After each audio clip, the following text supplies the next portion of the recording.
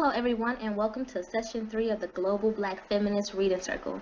My name is Randie Henderson, and I am one of the Black Feminist Reading Circle members of this online group. This session runs from January 20th until June 2nd and includes 2 week-long breaks. Our democratically selected reading material is Harriet A. Washington's book, Medical Apartheid, The Dark History of Medical Experimentation on Black Americans from Colonial Times to the Present. Our book group meets each Tuesday evening from 6:30 to 8 on the Google Plus Hangouts on Air platform. You may find the Global Black Feminist Reader Circle on Google Plus, YouTube, and Facebook, and always feel free to join us in reading our story together.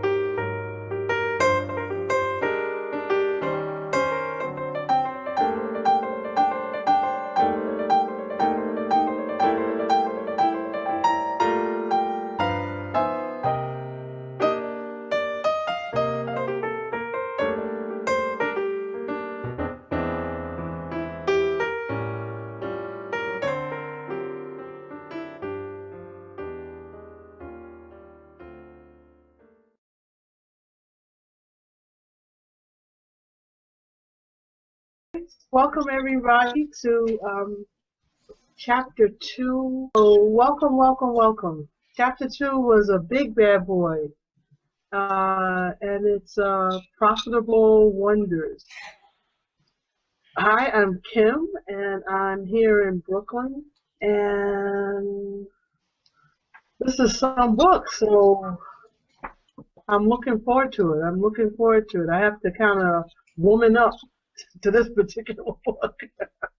But it's good. So that's my introduction. Who would like to go next? Good evening. My name is Venita Walker, and I'm joining you from Connecticut. Welcome. Good evening. I'm Gorgette Moses. I'm participating from Columbia, South Carolina, and I'm ready or not here for this dissection of Chapter 2. Woo! Serious stuff here. I'm Joel or JJ from Charleston, South Carolina. It seemed like a pretty good book. A lot of the stuff that kind of mirrors Nazis in Germany, but we'll go ahead with it. Yes, I miss y'all. I need this. This is nourishment. Hi, my name is Randie. I'm watching from Georgia, and this chapter was something. And welcome everyone. My name is Michelle Odom. I am tonight in Brooklyn, New York. And along with Randie Danielle Henderson, I'm one of the co-hosts of the Global Black Feminist Reading Circle. This particular session is going to run until June 9th. And our reading is Harriet A. Washington's Medical Apartheid, The Dark History of Medical Experimentation on Black Americans from Colonial Times to the Present. This is our third week of session 3, where we are focused on chapter 2. In chapter 2, Profitable Wonders, Antebellum Medical Experimentation with Slaves and Freedmen, author Harriet A. Washington offers a detailed overview on the ever-widening, uncontrolled, and inhumane experimentation on African Americans from unlicensed practitioners in early American medicine. Ms. Washington briefs readers on the beliefs, practices, and falsehoods that were spread to support the horrors they inflicted on African American bodies and spirits. She talks about the great wealth accumulated and unethical practices practitioners employed to mask findings that did not benefit their cause or their purse. She exposes the bestiality of novice practitioners hoping to gain fame and fortune by discovering a scientific advancement without regard to African American lives. At the same time, the level of dignity and modesty afforded white patients was never even thought of for African Americans, especially women. Quote, when Sims undertook his fistula experiments, even the term gynecology was a few years in the future.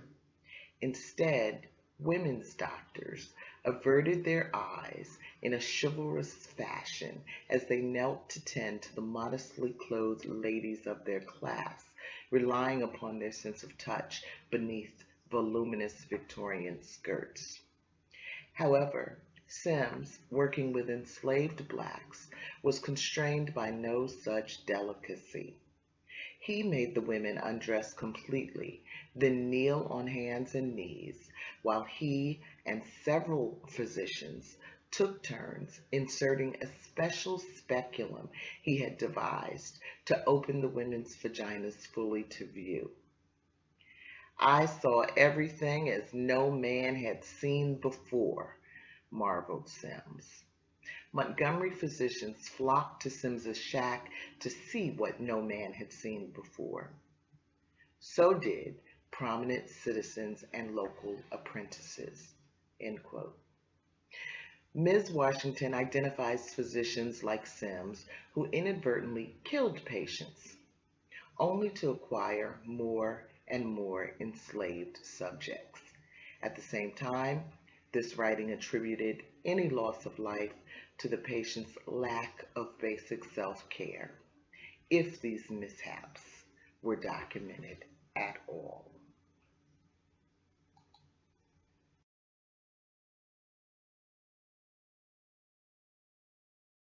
There were some whites who found the grossest practice of experimentation barbaric, and some wrote articles saying just that. An African American cardiac specialist, Dr. Daniel Hale Williams, who successfully performed one of the first open heart operations, was an especially vocal critic. Williams was not born until 1858, years after Simmons' vaginal repair surgeries were completed, but he studied and roundly condemned Sims and the continuing practice of performing surgery on unwilling black subjects.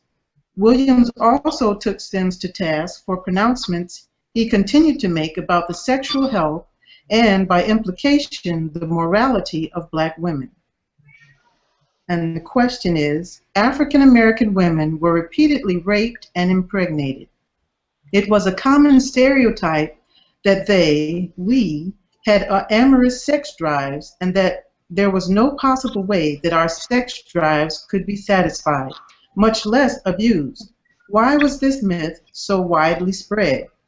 Once again, another way of not having to take responsibility for what they're doing. It's very simple. Another one of those imaginary make-believe Alice in Wonderland things that they made up.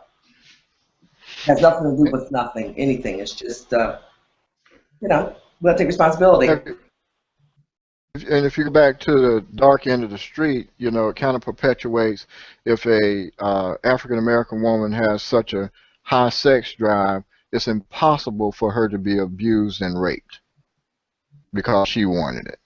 Mm-hmm. So they just protect themselves with it, and you get a jury that believe that falsehood over and over again, the same lie, it becomes somebody's truth. Yeah, and I would also focus on the title of this chapter, Profitable Wonders. Mm. And so to me,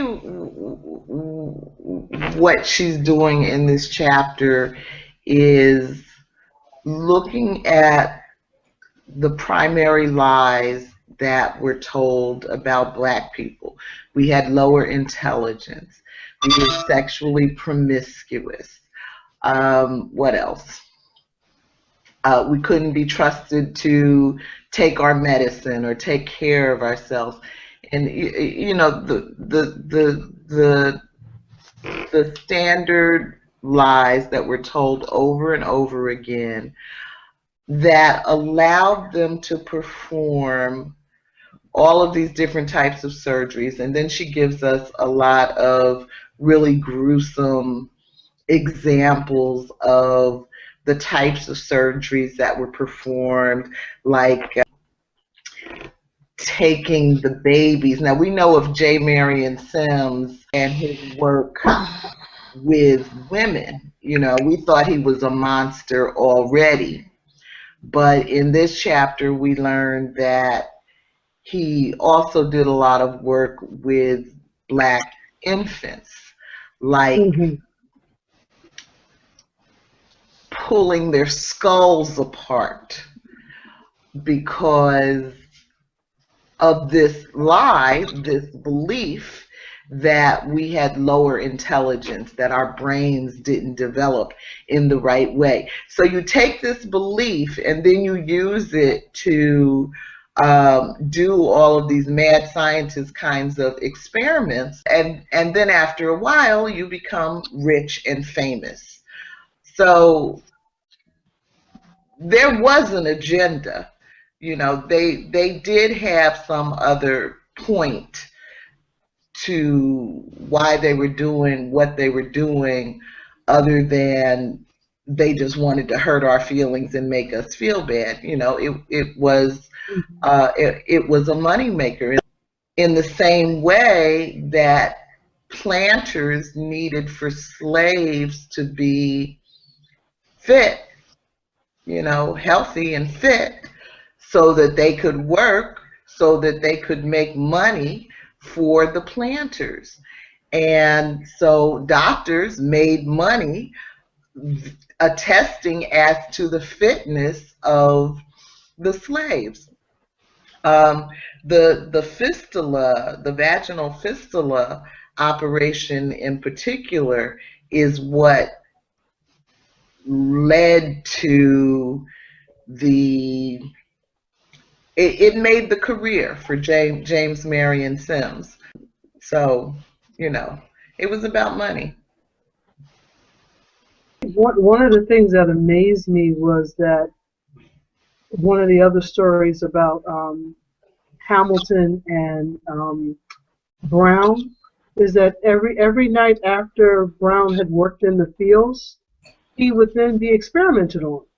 It was just I just wondered what he was thinking as the sun was setting and he had done a day's work, his body's broken, and now it's time for yet another experiment, whether it was blisters or baking him in the sun or whatever. But he was going to spend his evening, at the whim of this mad scientist, this mad doctor.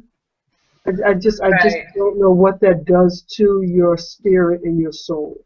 And and the kids that are watching Brown, what goes on in their psyche. Right.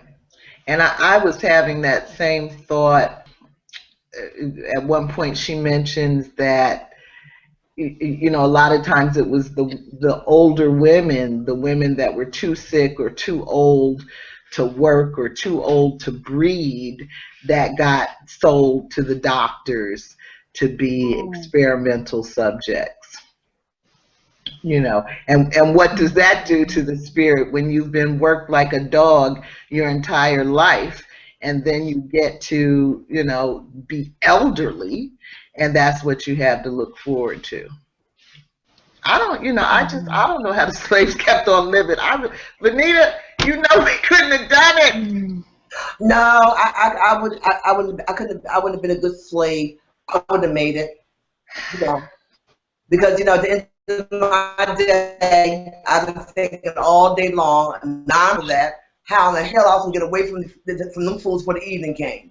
Yeah. But super in a way, we were super in a way, because it took a lot of strength to know these things were going to happen to you. And I know they were thinking, can I make it through another night? Can I make it through another night? Can I make it through another night? So yes, in that way we were super. Because quite frankly, I don't think a white folk out there could did it. They took a lot. I can't imagine. But no, Michelle, we'd have been dead anyway, so don't worry about it, girl. They had shot us a long time ago. Beat us to death.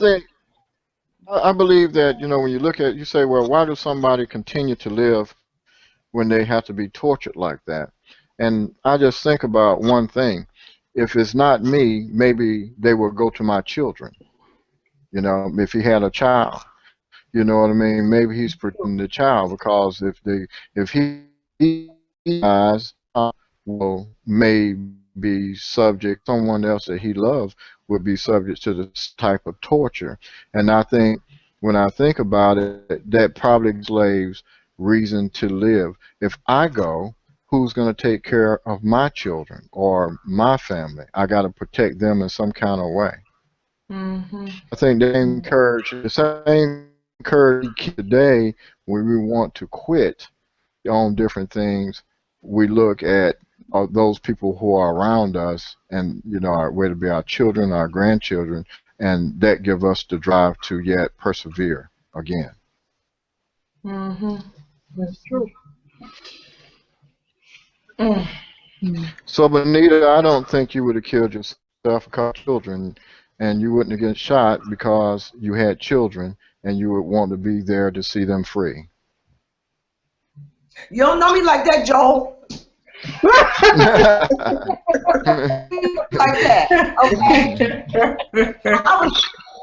I would have probably got beat down just for the simple fact that every second of the day, escape would have been in my mind. And me and Michelle, every chance we got, To the point the master would have said, as he sat down and ate dinner, "Don't worry about it, Joe. We'll get them later on. They do this every night." Joe doesn't realize we wouldn't have lived long enough to have children. You've been around that long. Me and Michelle, 8 years old, and running. I don't know, Joelle. I just thought, I know I wouldn't have made it. I wouldn't have made it. Oh, Randie, where's your voice? Yeah. Yeah.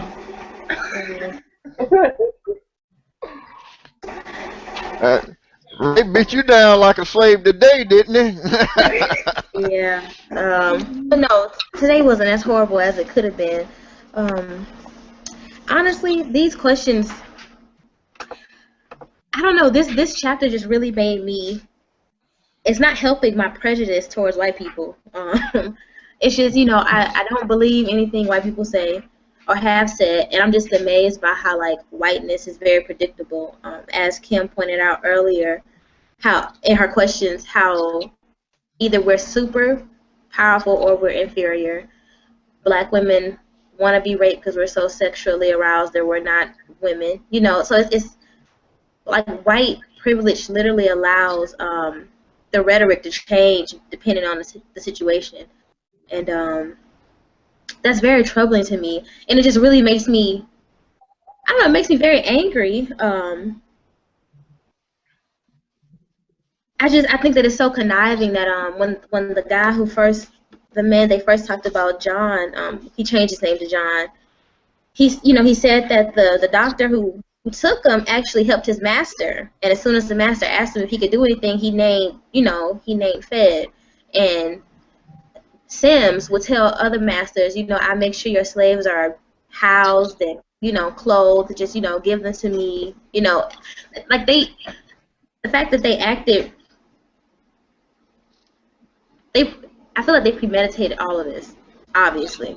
And it's very obvious in their actions and how Harriet Washington laid out how they were able to obtain these slaves. And I think it's just so crazy. I don't even really know what to say. I'm so amazed by what we have been through as a people.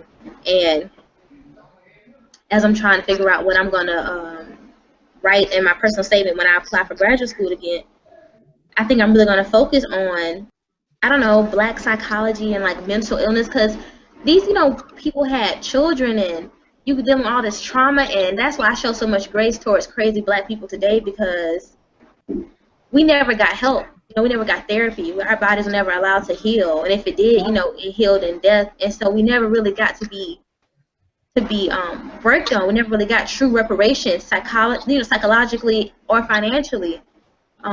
And so, especially women, Black women, we are often forgotten. And I'm so used to being forgotten, sometimes I forget to mention myself, or to recognize that nobody's talked about a Black woman lately. So this chapter just really been making me think a lot. That's all. Good. Good. I want you to think, I want all of us to think, but I don't want us to think to the point that we become haters. I don't know how Black people survived, but if we're going to survive into the future, I think it's really, really important that we take our humanity with us and not allow the things that have happened and are happening to strip us of our humanity or to turn us into the kinds of people that we hate. A couple of days ago or yesterday or something was Alice Walker's birthday, so there were a lot of quotes being posted by her. And one of them said something like, I want you to take in as much of our history as you can, because it's our duty to do so. But I think that's just it, that we all do have different thresholds, um, different levels around what we can handle. And if we find that something is dragging us toward hatred, which is really threatening our own humanity, then we may be getting close to the limit of what we can handle. So, you know, we do have to take care of ourselves as we do this work. Yes, indeed. I think one of the wonderful things about this particular book that's happening to me is it's opening up this whole sense of empathy for my parents and their shortcomings, because they were then raised by people who this was their world.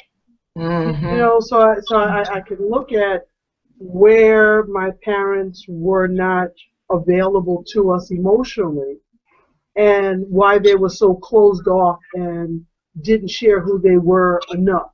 And so when you hear all this, there's this level of forgiveness and a sense of kindness that comes from saying, wow, really? It was that bad? Okay, okay, I got it now. Whatever you did to me is completely different than what you may have seen and what your parents may have seen. And so it's just a huge, I don't know, I think it's huge for us to kind of know who we are and love ourselves because of it. Yeah, that's the effect that it has on me, Kim, and that's why I am really intolerant of people who are not tolerant of Black people, who don't understand why we are the way we are. I mean, I can understand if you don't want to read this history because it is so ugly and it is so painful. But then to me, you have to recognize that you're ignorant about a whole series of things that have shaped the way a people are.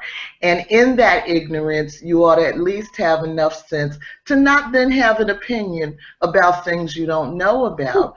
But you know, people that run, blacks and whites, that run from the history want to then, you know, have these strong opinions about why we're in the shape that we're in today.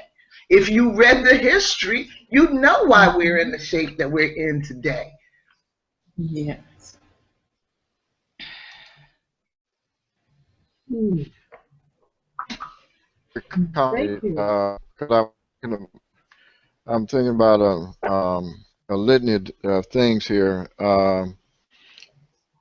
The idea that, you know, you talk about one, they don't want to tell the history. They don't want people to know the history, and we have our own people that got to know the history as well. And I think about the two. Where I got my where I went to two these HBCUs and got an undergrad, and you know, what came out today that South Carolina State is going to be closed next year if something don't happen. They're going to close it down for 1 year, and that is. And I went to that university, and you know, and it's really part of their fault. A lot of things, you know, I went to the university in my 40s, and I'm walking around there and couldn't get service, a grown man. How do you expect these 18-year-old kids to get service, be cared the way they're supposed to do when they disregard and disrespecting me as a full-fledged retired person? And so I think about that world, and we have people that's supposed to deliver this education and stuff, and I think that school failed itself. You know, I looked at so many different things, heard that I didn't really feel sad. I said, because look how many kids that they destroyed by not doing their job and due diligence to different presidents and trustees and everything like this here. So when you give it to the Caucasians, it's what they're going to do because you didn't do what you were supposed to do. You know, so blame us for everything. But I do blame us for the things that we had control over that just became parasitic, and we lost our way in our value systems, you know, that we knew, the extended family and things like that. You know, not to be on no kind of horse or nothing like that, but it makes you sad when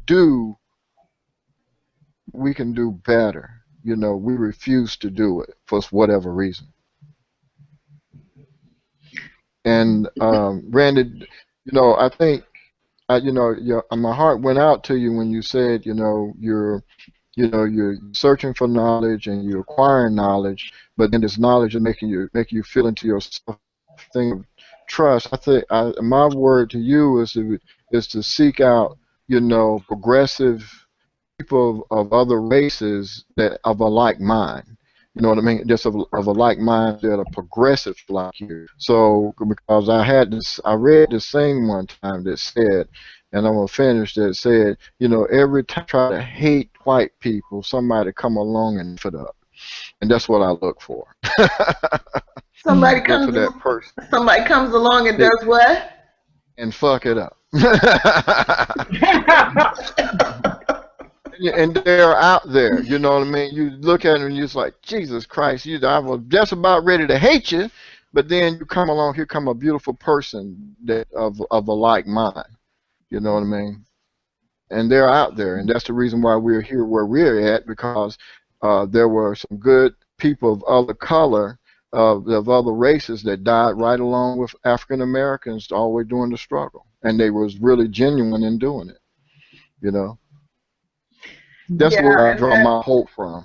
And that's where I draw my hope from. And that's one of the points. The only reason these points are so fresh in my mind is because I just finished doing the highlights chapter video today. but you know, she also does make the point that some poor whites were also caught up in the experimentation that was going on in the 17th and 1800s. And she also makes the point that there were some whites as well as blacks who did object to the kinds of experimentation that was taking place, and because of them, it caused people like Marion Sims to have to kind of cloak, you know, what it is they were doing. Yeah. I think yeah, I'm okay. I'm not gonna shoot up nobody or anything. Okay. I'm okay. Don't worry about me. I didn't do that. Don't worry about me. I just you know, I think it's also therapeutic for me to be angry though, because we aren't able to, and Black women have so many tropes against us. We forget to be vulnerable, and I think anger is vulnerability. And I don't think my mom always told us the opposite of love is not hate, it's indifference. And I think that racist whites are indifferent. I don't think they hate us. I think they're just indifferent towards humans. I'm not indifferent towards white. I don't like white people. I don't. Mikey has ever had one white roommate, and he's the only white man I think I have ever loved and ever will love, because he's cool. He's cool people. But you know, the fact I feel like Black people usually have to justify why they choose to self-segregate it sometimes. And right now, I need to be with my people, you know. And when I grow up and get better, then I can venture out. But for right now, I just want to be in my bubble, because we never really got the chance to. So that's where I'm at. Don't worry, y'all. I'm okay. Okay. All right. No, I wasn't, you know, Randie, I wasn't worried about you doing that. You know, I just worried about, you know, the weight of that feeling, you know, long term. You know, it can be bad, because I went through that kind of crap myself, but it can weigh on you. That's why I'm going back to school, because I got to do something with this. Got to. So it'll help me to use it to write Yeah, grad school will make you write it out. That's what. Mm-hmm. It'll be okay.